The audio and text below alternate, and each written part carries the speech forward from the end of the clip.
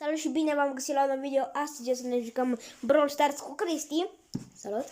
Dar n-am mai postat de 5 luni. Da, de 6, nu mai știu. Da, și astăzi am vrut să postez ca să vă mai abonați la mine, pentru că am numai 12 abonați și mă supăr un pic. Bun. Ultima dată când te-am văzut eu ai avut 11 abonați. Hai, acum să dăm 12, da. Bun. Și o să postez cam mai mult, o să postez. Mai des. Da, mai des. O să vă mai țin 5 luni, 6 luni. Doamne ferește. Trebuie să aștepte băieții ăștia 5 luni ca să mai faci tu episod. Dar nu pot să cred, primul episod al tău a fost cel mai mișto. Pe bune? Serios, da. Ce asta nu-i mișto? Ba da, ăsta e mișto, e foarte... E foarte.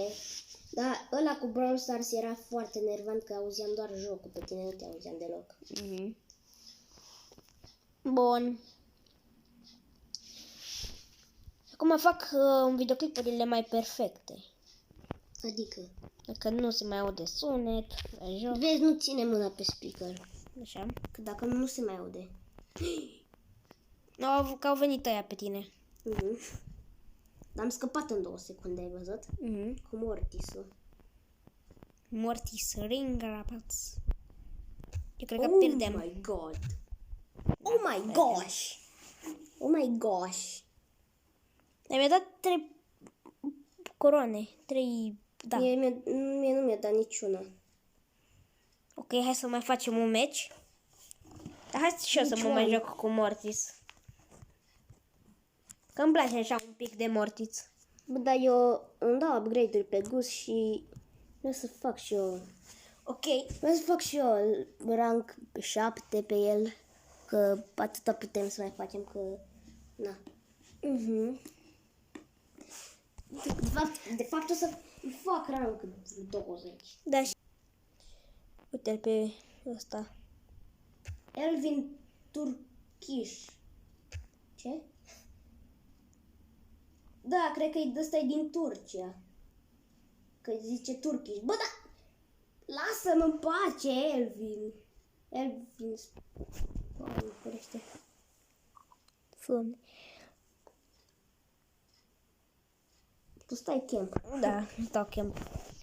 Dar vin ăștia pe mine. Pe la noi. Du-te, fugi, să te rupe.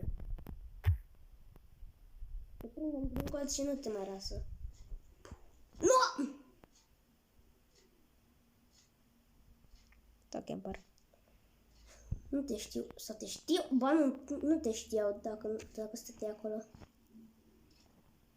Hai să stăm camp aici, că nu ne știu. Că ăștia nu se uită după noi. Bă, dar cum ne știa? Pe amândoi ne-au omorât. Da, ope. What? Minus 2 ocupe. Mi-a dat 0. Bun, continuă, uitați dacă v-a plăcut videoclipul de astăzi. Sper că v-a plăcut și ne vedem data viitoare. Pa, pa!